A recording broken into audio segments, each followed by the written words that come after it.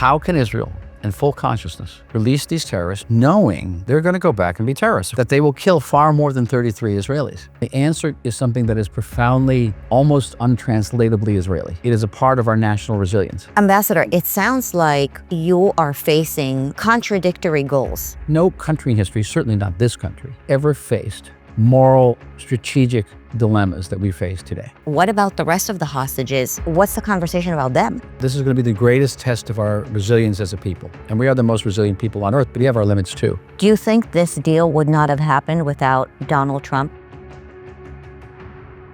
Ambassador Michael Oren, thanks for sitting down with me again. Always, Mr. Always good to be with you. So these are very, very tense times for those of you in Israel, and we would love to hear a better explanation of what is happening with the hostage negotiations between Israel and Hamas.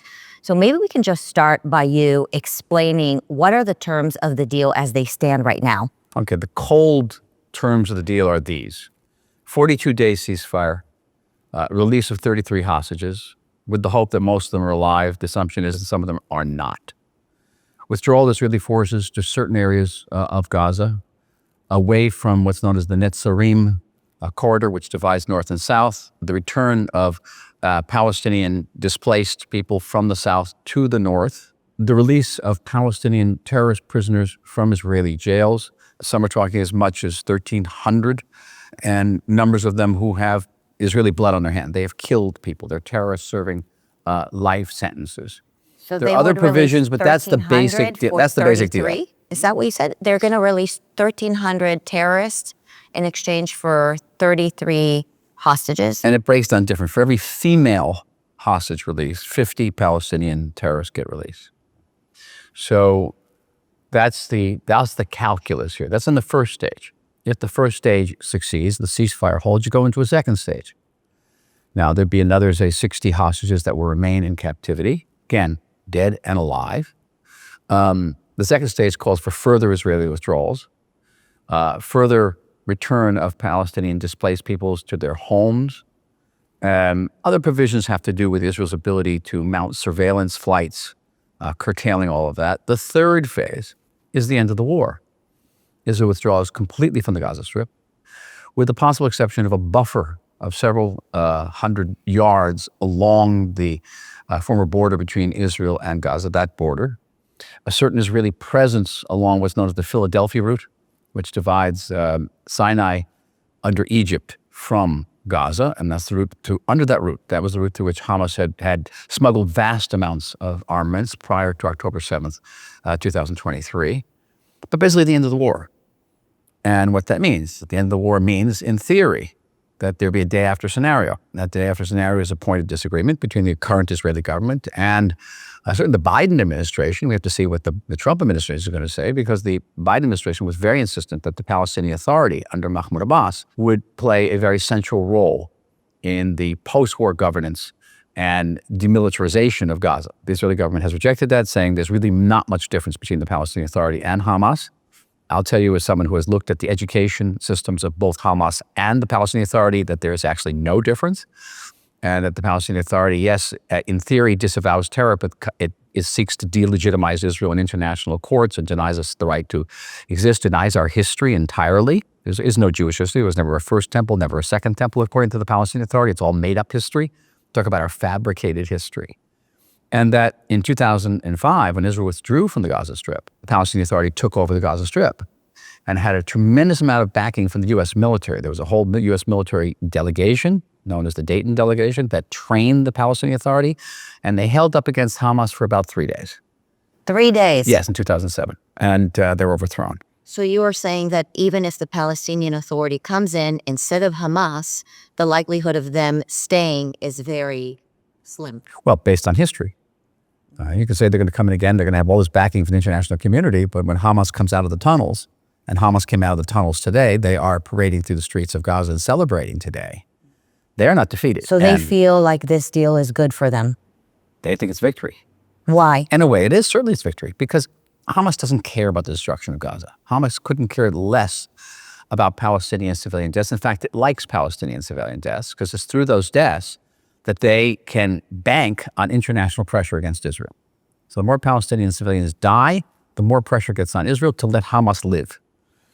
They also, how should I say this sort of politely, they love rubble. They love debris because victimhood is what they're about.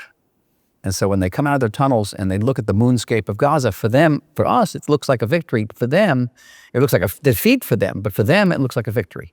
We are standing on top of the rubble. I was in government for years in Israel. One horrible day back in 2017, the prime minister called me into his office and said, I have some bad news for you. You're going to be in charge of Gaza. So I did a crash course on Gaza. And one of my first visits was to visit the southern command of the Israeli Internal Security Service, the Shabak. A gentleman there named Meir Ben Shabbat, who later became the National Security Advisor, gave me a briefing. And the briefing began with a slideshow. And I'll never forget this. He showed me a slide of Ismail Haniyeh, the late former political head of Hamas, who met his end through Israeli demolition in Tehran. And he was standing on top of a pile of rubble in the Gaza Strip, and he was making a V sign. And Meir Ben Shabbat says, is that a victory pose or a defeat pose?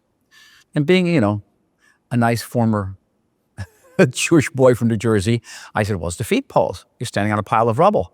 He says, no. That's a victory pose for Hamas. Because Hamas has only to win, Hamas only has not to lose. And that's a sign of victory. Standing on top of the rubble means the Israelis did all this, and I'm still standing. I win. That is what we're witnessing today, the victory pose. Ambassador, we mentioned the 33 hostages that are maybe going to be released. They may be dead, they may be alive. But my recollection is that there are close to maybe over 90 hostages. What about the rest of the hostages? So Israel is going to release 1,300 terrorists in return for 33 hostages, but there's still many more hostages.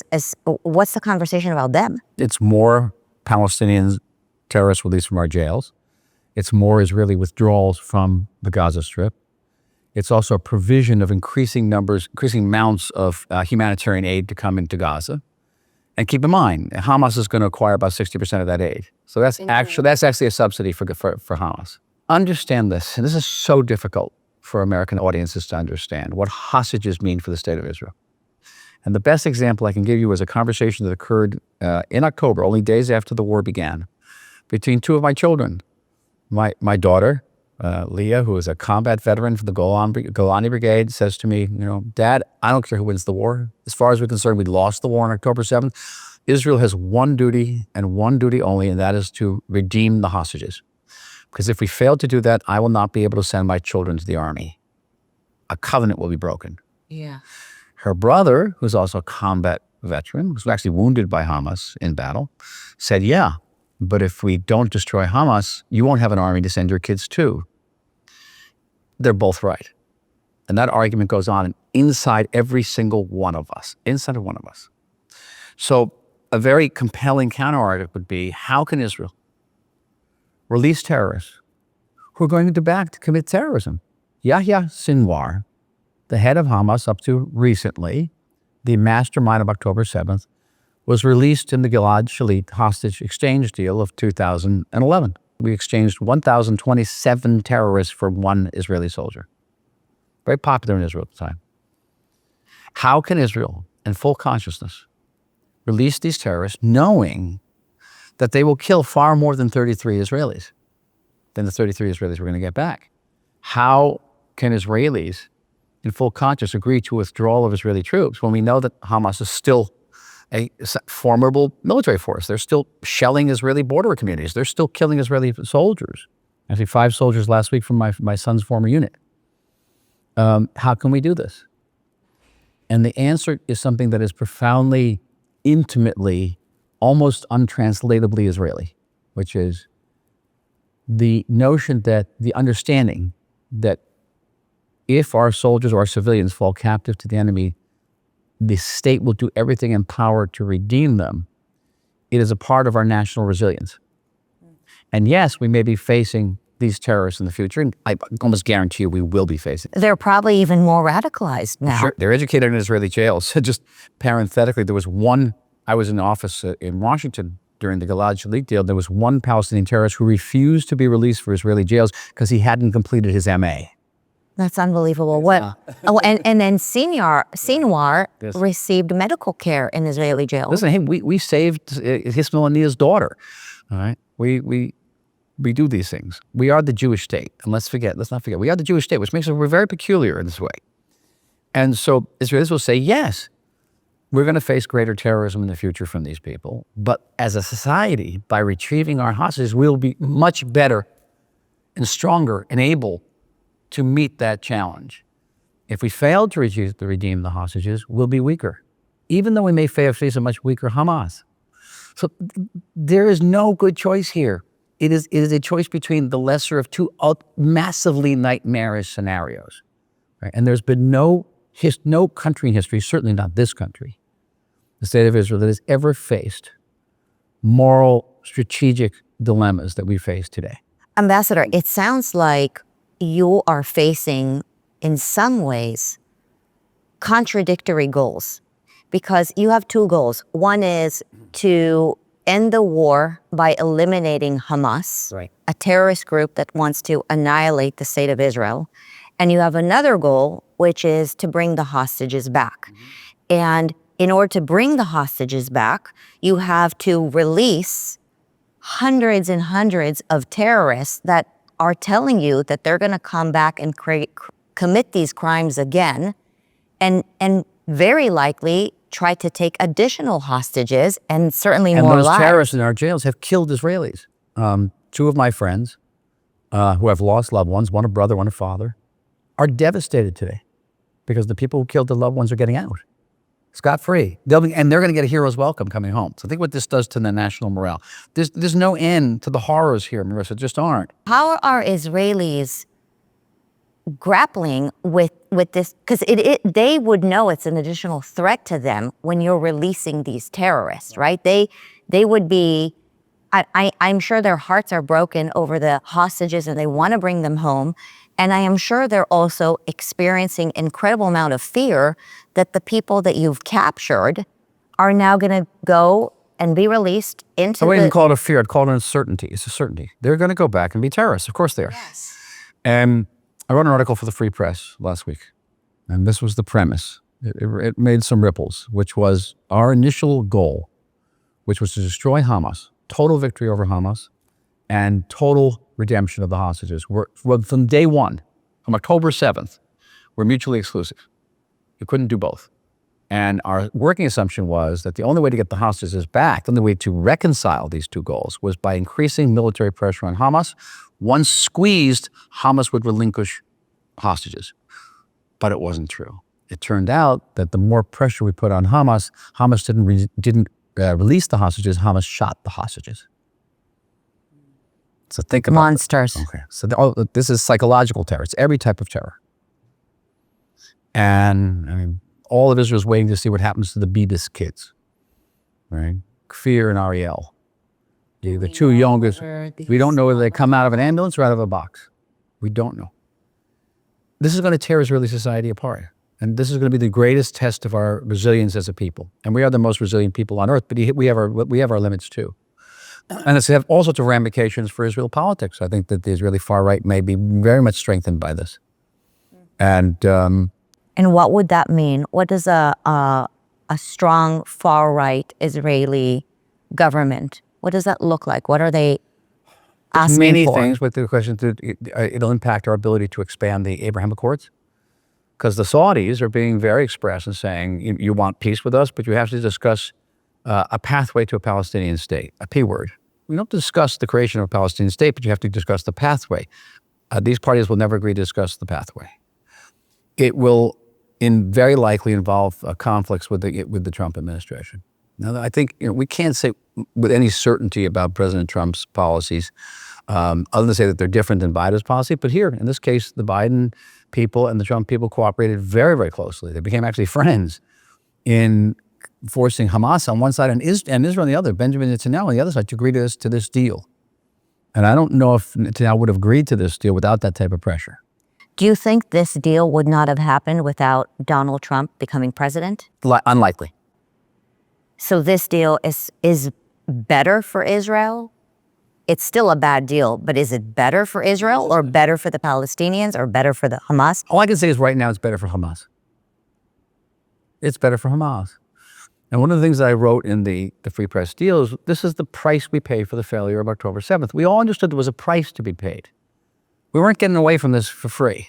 And by the way, we're just at the beginning of paying the price because there has to be a national introspection and a comeuppance. The people who are responsible for the failures of October 7th are going to have to bear that responsibility. How do you define Israel's failure of October 7th? The army didn't show up. We didn't predict it.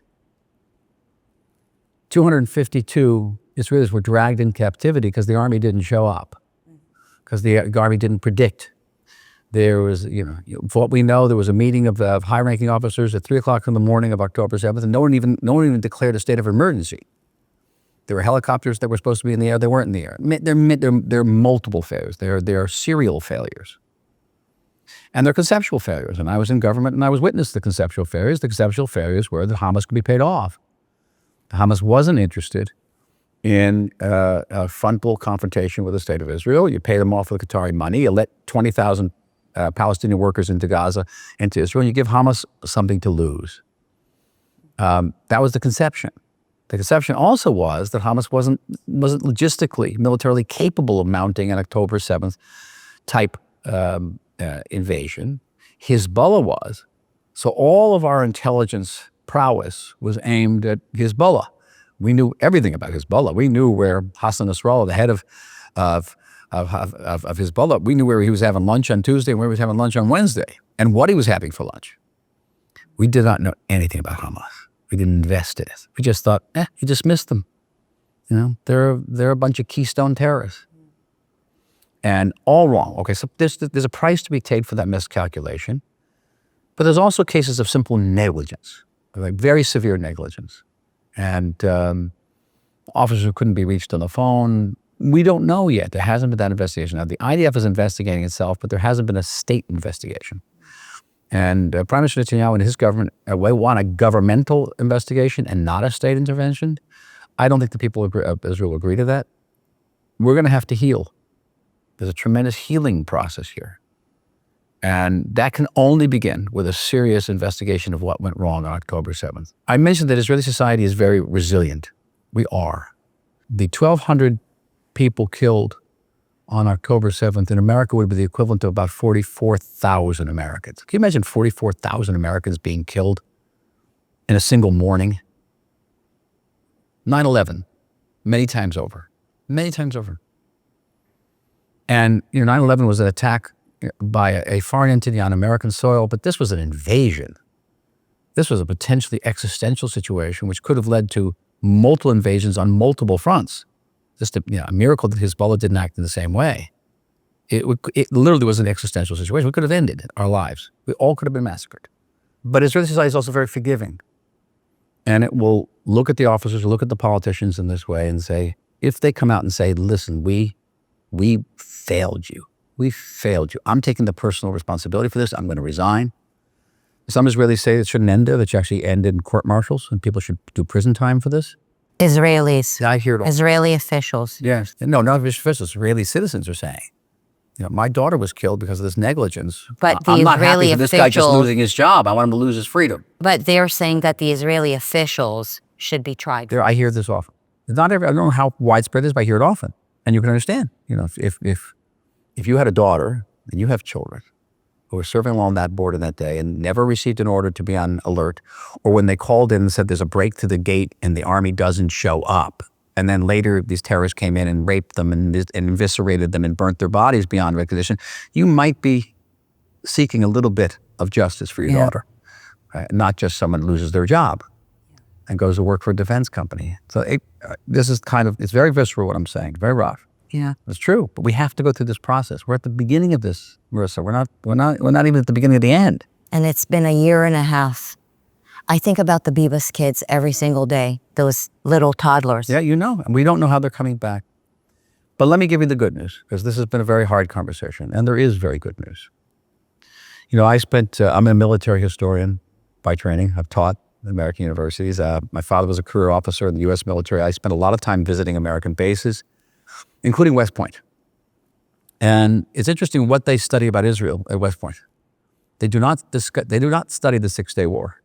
As you know, I did for the PragerU, I did this whole series on Israel's wars. You figured the Six-Day War was our most outstanding victory. No, they studied the Yom Kippur War of 1973, which in a very American fashion began with a surprise attack, Pearl Harbor type attack, Fort Sumter type of attack. Israel turned it around, and it was a great military victory because at the end of the war, both Cairo and Damascus, the countries that had attacked us, were within artillery range of Israeli guns. But that's not why they study it. They study it because during the war, the Israel Defense Forces did what was widely deemed, impossible. We changed our military doctrine in the middle of combat. And in this war, we didn't change our military doctrine once. We changed our military doctrine dozens of times during the war. The Israeli army in Gaza encountered a military challenge unlike any encountered by any army in history. The biggest battles fought by the United States in the Iraq War were in Mosul and Fallujah. In both battles, the U.S. military encountered 5,000 armed terrorists in a city that was largely abandoned with almost no tunnel structure. The Israeli army goes into Gaza, encounters 30,000 terrorists, fighting behind a population of 2.5 million, which have almost nowhere to run, densely built up and fighting not just above ground, but below ground in 450 miles of tunnels. Nothing like it in history. And the Israeli forces win. They win, and not only they win, but in total contrast to everything you hear on American television, Israeli forces achieve a 1-to-1 combatant to civilian fatality rate. They're talking about 47,000 Palestinian dead. Israel killed 20,000. 5,000 to 6,000 died of natural causes over the course of 15 months. And several thousand were killed by the 12% of Palestinian rockets that fell short. You deduct all that from the 47,000, even assuming the 47,000 is right, which of course it isn't, but even assuming it is, you've got 1-to-1. No army in history ever came close to that. The United States fought in Iraq and Afghanistan. At the very least, it was 9 civilians to every combatant killed. Get no credit for that. Now, that's just in Gaza. How about Lebanon? When we were facing what everyone thought was the most powerful military force in the Middle East, that within several weeks, the Israeli army took out 80% of their rocket capacity. That's Hezbollah. Eliminates Hezbollah. Took out almost all of their leadership with this brilliant pager of walkie-talkie operation. Sent airplanes to execute 85 bombing runs on Hassan Nasrallah's headquarters and cut through 60 feet of concrete to kill him and kill his entire leadership. The Houthis in Lebanon, in Yemen, Israeli planes fly 2,000 kilometers to bomb them, refueling in midair. And then they do it twice against Iran in retaliation for Iranian ballistic attacks against us. Knock out all Iran's air defenses, including the most advanced Russian systems in the world, the S-300, and doesn't lose a single airplane. Now tell me they're not going to study this at West Point for 50 years. Of course they are, because there's never been anything like it militarily. And as excruciating as our losses have been in this war among our soldiers, it is a third of what we lost in 3 weeks of the Yom Kippur War in 1973, and a population that back then, a quarter of what it is now. Okay? We've also been able to keep our fatalities relatively low. They're going to be studying this militarily. And that military victory has had all sorts of geopolitical ramifications. Syria falls apart. Yeah. And Can you explain Syria a little bit, and how do you believe that's going to impact the entire region? Is there a chance that Lebanon, Syria would join the Abraham Accords? We have to see if there's ever going to be a Syria. Remember, Syria, historically, there's no country called Syria. It's a European invention of World War I, like Iraq. That's what the Turks are saying as well, right? It is, but they're right, Matt. And the Europeans sat around, Mr. Sykes of the British Foreign Office sat around with Mr. Picot of the Quai d'Orsay, and they decided in April 1916 to create a place called Syria. They created a place called Iraq, and then they said to the people of these areas, okay, you're not a member of this tribe, you're not a member of this clan, now you're a Syrian. You're not a member of this clan, you're not a member of this tribe, now you're an Iraqi. Guess what? And these states were always held together by a preponderance of central force. And once the central force was weakened, they unraveled. All right? And we saw it happen in Iraq when Saddam Hussein went down. And now we've seen, after the fall of the Assad regime, it's happening in Syria. It unravels. It's yet to be seen whether the Tahrir organization that led the revolt against the Assads, are they those central forces that are going to keep Syria together, or will Syria break up into ethnic areas? The Alawites along the coast and the Druze up on the mountain, the Christians along the Lebanese border, Sunnis different places, which wouldn't be a bad outcome for the state of Israel. The Syrian state has only existed to threaten its neighbors. You can't think of anything good that has come out of Syria being Syria. All right. It wouldn't be a bad thing. Israel has also, another military achievement was completely eliminating the Syrian army. Oh my, like within 3 days. Who thought any army could do that? We sunk their navy. What do the Syrians want? I mean, especially the Christian Syrians living there. Who knows? I think they may want different things. You're going to see bloodshed there. You're already seeing bloodshed there. And there's going to be a fight over the future of Syria, whether it holds apart, whether it holds together, or breaks apart. I think from Israel's perspective that a Syria that is not a threat, a state that can threaten its neighbors is not just in Israel's interest, but it's in everyone's interest. Now, the other geopolitical ramifications is that now Hezbollah, which was supplied by Iran over Syria, withers on the vine, can't get resupplied. The Russians get a blow because the Russians were in Syria, and that's the blow to them. Iran is weakened. And it was weakened before. They have no electricity. Their schools are closed. Their factories are closed. We helped a little bit. We blew up some pipelines in February. But everything could change, which brings us back to where we are today in Washington. What's going to be the Trump administration's position toward this? A couple nights ago in Israel, I had a conversation with the outgoing American ambassador, Jack Lew. And I've known Jack for many years. He's a person of great integrity. I have a high respect for him. He was the former White House Chief of Staff. He was a former Treasury Secretary, former Chief of the Federal Budget Office. I mean, he's got a record, stellar record, Harvard. Great guy. But he represented the Biden administration. He worked with the Obama administration. They had policies which were at variance with our policies. And I asked him one question, which I think was the key question. I referred to an interview which Secretary of State Blinken had with the New York Times several weeks before. You may have looked at it, the interview.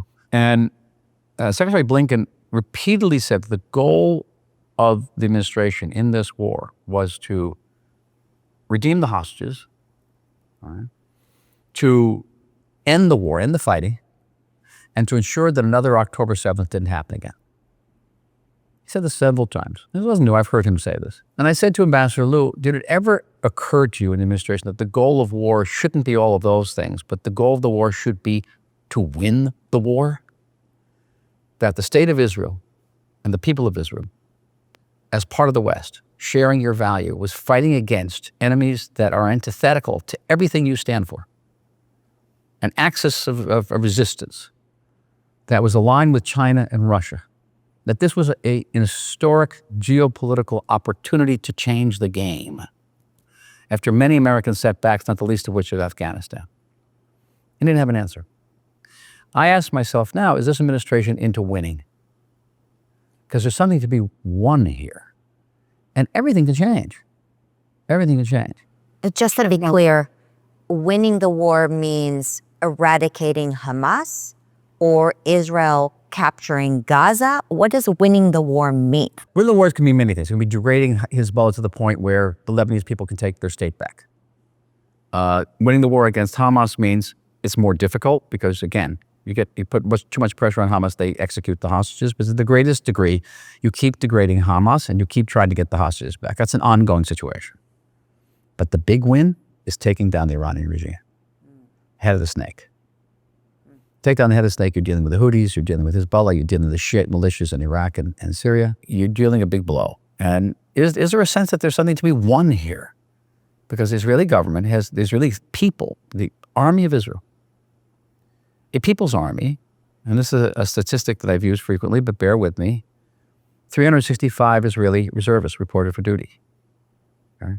People left their homes. These were high-tech families. These weren't kids off the street. Many of them served the whole 460 days of this war. I was in the military last summer, and I was with people who had served since October 7th. Wow. 365,000 Israelis is the equivalent of 20 million Americans. That's 4 million Americans more than fought in all of World War II. You don't have a country in the world like this. You have an ally that you can't measure the value of that ally. Do we do everything that America likes? Do we wage this war the way everything that the Biden administration wanted? No. Though for the life of me, I don't know what they were expecting. I don't know. But okay, leave that aside. They weren't thrilled. You have been given a strategic advantage that beyond the wildest imagination of any American policymaker. Are you going to take advantage of it? Are you going to try to hamstring it? As Ambassador, a year and a half almost after October 7th, this war has been going on. You talk about the resources that Israel has put into it. Is Hamas less lethal today than it was in the beginning? And what do you believe is the progress that has been made if the ceasefire and all the phases actually work out, which I'm curious, what are the chances that they will work out? If they do work out, what does the near future look like, and what does the long-term future look like? So let's assume the doubtful, that Hamas keeps the ceasefire. Hamas has never kept the ceasefire. There was a ceasefire in place on October 7th. There was a ceasefire that following November that they broke. They What couldn't do they even keep a 4-day generally ceasefire. do? What do they generally do to break the ceasefire? What they do is there's going to be a couple of rockets on Sderot. There'll be an ambush of an Israeli patrol, and Hamas will say it's not us. It's some other breakaway faction. That's how they do it. Not us. And the world will say, why break up a ceasefire just for a couple of rockets? And it'll be very hard for Israel to resume that fighting, even if the majority of Israeli people were behind it, and especially if there's still hostages there, and there will be hostages there. Let's assume the highly doubtful that Hamas actually gives us back all the hostages, because at the end of the day, they're going to say, hey, we don't know where these people are. There's going to be a certain number, and they're going to leave us in doubt. They are terrorists, so they deal with emotional, psychological terror. That's why they won't give the names of the people who are alive and dead. That's why they won't tell us about the fate of the Bibas children, because they know the impact on Israeli society. It's what they're about. These are monsters. So let's assume, again, the highly doubtful. They keep the ceasefire. We go the entire 3 months. We get back all the hostages. And then we go back. The question is, are we back to October 6th? Hamas will emerge from the tunnels. And even if there's some day after scenario where there are contingents from the UAE, from Egypt, going in there and rebuilding, even if you take the Palestinian Authority and stick them there, Hamas is going to come out of those tunnels and kill them. And I've been around too long to see too many peacekeeping forces leave the minute there's actually a peace to keep. They work very well when there's no peace to keep, right? They leave. And what you have to do is knock off a couple of these soldiers, and they say, we're not willing to die for Gaza. And they leave. And as I mentioned, Palestinian authorities survived about 3 days back in 2006-07. So there you have it. There's no quick fix. Israel has to have an ongoing military intervention in Gaza. We cannot outsource, as much as we'd like to, we cannot outsource our fundamental security. What do you think President Trump and the U.S. should do in the event that Hamas breaks the ceasefire agreement? Let us resume the fighting. I hope that's the case. Because, again, it's going to be the degree to which they beat the ceasefire and the degree to which they take responsibility for it. I almost guarantee you they won't. And there will be violations. Listen, there are violations going on in Lebanon now. And when we respond to those violations, we get condemned for violating the ceasefire. And we see, the other day we blew up a truck that was carrying munitions into southern Lebanon for Hezbollah. And Hezbollah doesn't understand that that's a violation of the ceasefire. They're trying to get away with it. And that they win twice, because they win by trying to smuggle the weapons in. If they smuggle the weapons in, it's great. If they don't get blown up, we get condemned for violating the ceasefire. Do you think that this would be a reason for America to get sucked into a Middle East war and get involved in a war that has nothing to do with us here in the United States? Well, I have 3 problems with what you just say. Okay. First of all, America has been involved in the war. I kept on this. I do a lot of television and kept on hearing, we're about to get involved in a regional entanglement. We're going to get involved there's going to be a regional war is going to break. I got really bad news for you. There is a regional war. Okay. It involves Yemen blocking shipping, international shipping off the Mandeb Straits. It involves Iran firing 700 ballistic missiles at an American ally. It involves Iranian-backed militias in Syria and Iraq and Jordan shooting some 200 times rocket attacks against American bases. What is that but a regional conflict, I ask you? All right. And that's just the beginning of it. Holding American hostages, killing 40 Americans on October 7th. Is America not involved in this conflict? If you think you're not, you're living in some state called Lala. Okay? That's one. Two, were America to get more deeply entangled, it'd be entangled against what? Iran has no ability to make war against the United States. Iran does not have an air force. Iran does not have a tank force. Iran has rockets. It's got terrorist operatives, but Iran is the world's largest sponsor of terrorism anyway. Oh no, Iran's going to have more terror? Iran tried to assassinate me down the street here when I was ambassador, along with a Saudi ambassador, right in the middle of Washington, D.C. They had no compunction about that. As you see, they didn't succeed. Okay? That's Iran. So what does it mean for America? America has fleets of B-1, B-2, and B-52 bombers that bomb at 50,000 feet and drop a 30,000-pound bomb that can penetrate anything the Iranians have that's nuclear and underground. And Iran has exactly nothing that can shoot at those planes. They bomb with impunity. What does it mean, war in the Middle East? And third, the third part that I disagree with is it has nothing to do with the United States. Oh boy, it has everything to do with the United States. Because A, if you think the Middle East is not here, it's coming to a neighborhood near you. And if we haven't learned this again and again, most recently in New Orleans, the Middle East is here. And the global theater is just that. It's a global theater. If America displays weakness in the Middle East, in Afghanistan, for example, bad actors, let's take a random example of Mr. Putin, decide that this is the time to invade Ukraine because America's weak. And by showing muscle in Iran or in the Middle East, you'll be defending Taiwan and you'll be defending Europe against Russia. There is a lot of criticism of the military-industrial complex. The concept that the United States starts wars because we have lobbyists here who are invested in military and weapons. And I'm curious, what is your reaction to that? It's a big conversation online that America is funding both sides of the war and that lobbyists from the military-industrial complex are financially benefiting from these ongoing wars in the Middle East. Well, arms manufacturers benefit from war. Okay, this has gone on for about 10,000 years in human history. Whether you're making, flint arrows or making F-35s, if you're making arms, you're going to advantage from war. That doesn't mean to actually start the war or promote the wars. I see no evidence here that that's the case. And there's also a downside to this, and the Russians have learned this in a very painful way.